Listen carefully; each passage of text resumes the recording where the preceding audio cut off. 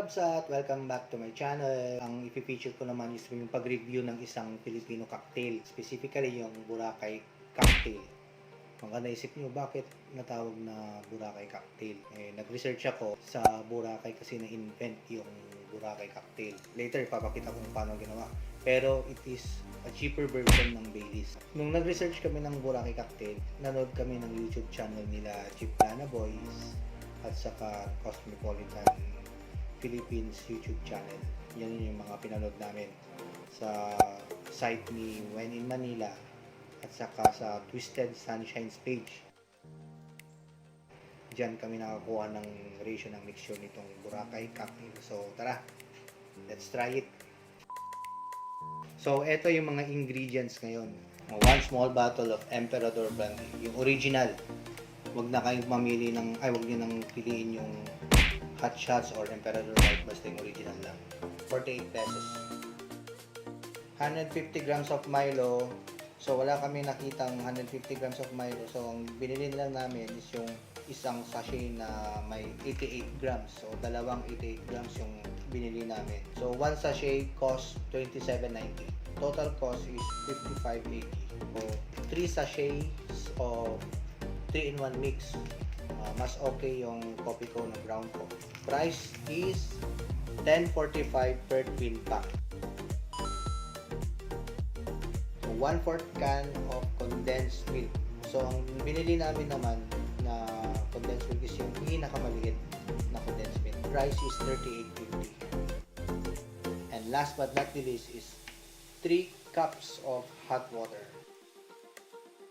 So ito, bubuksan ko na yung unahin ko na itong tsokolate, Milo tsokolate. So ilalagay ko muna yung 88 grams. Sige, buhos ko naman lang lahat. Then next is yung kopi ko brown. Ay, matamis din itong kopi ko brown. Ang mapait ba ito? Ang mapait daw itong kopi ko, pero sa akin matamis to. Ang mapait sa akin yung kopi ko black, hindi yung kopi ko brown. Diba? Para minsanan na. Ayan. Bago natin ilagay yung iba hanggang sa matunaw. A few moments later. Ito na yung Emperador. Sakto siya. Tama na yung silo. So ito na yung next yung condensed milk. So ilalagay ko na lang ito.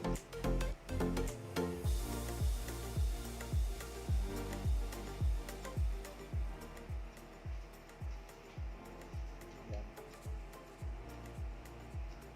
So i-mix ko.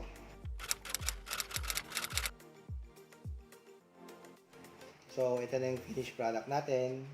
So kasing kulay ng Baileys, sa lasa malalaman natin kung ano yung ang dami.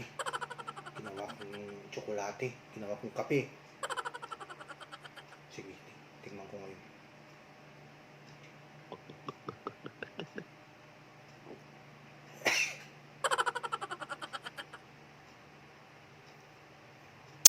So ito, naglagay ulit ako ng ice. Nakalimutan namin kailangan ko ng ice. So, titikman ko ulit with ice naman.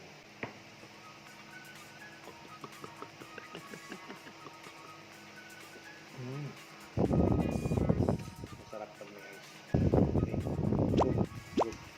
Good. Matulog sa akin to.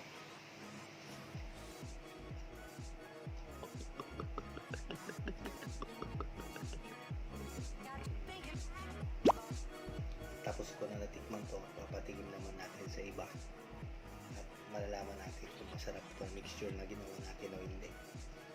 Yun lang.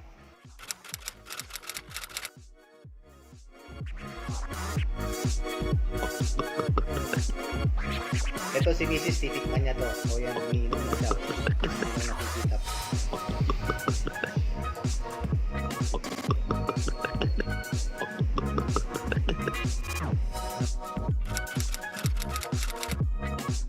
Masarap naman. Sarap? Oh, tignan nyo, ang sarap. Anong lasa? Lasang Baileys. Wow. Bilis na bilis. Ang galing ko. Sarap. Hindi siya talagang matapang na alak. Talagang pwede mong sunod-sunodin.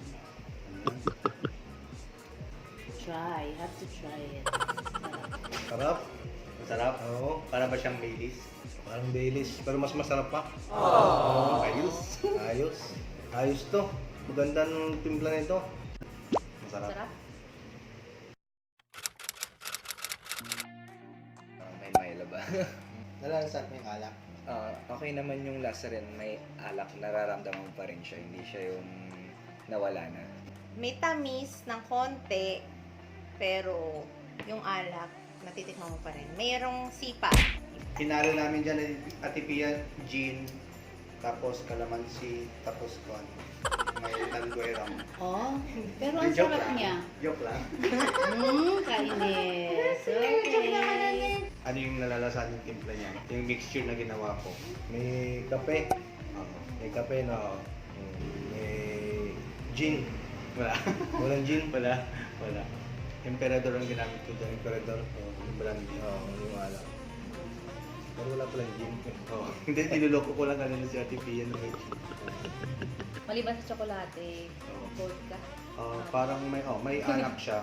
Pero ang nilagay namin na alak dyan is brandy. Yung unang matitikman mo yung tamis. Oo. Tapos sa bandang huli, maramdaman mo na parang Yung light alak. lang yung, parang mint tea siya para sa Oo. Tapos, parang refreshing pa siya sa pakiramdam. Lalo na summer ngayon. Oo, Siguro. sa'yo na yan. Sa'yo na yan. Yan. Sarap. Thank you, Alex. Ang sarap. Thank you.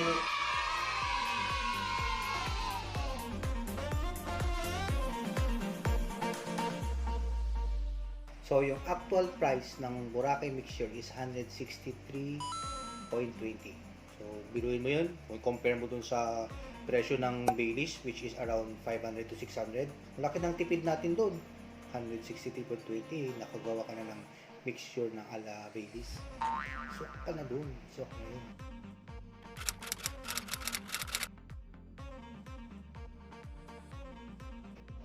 Hello Kabsat, so tapos na yung pagte-test ng mix na ginawa ko. So ayun, successful yung ating nagawang mixture. So salamat ako sa mga pumayo na mag-test. So for those new viewers, I'd like to ask you to subscribe and like or comment to my channel. So yun lang. Bye bye.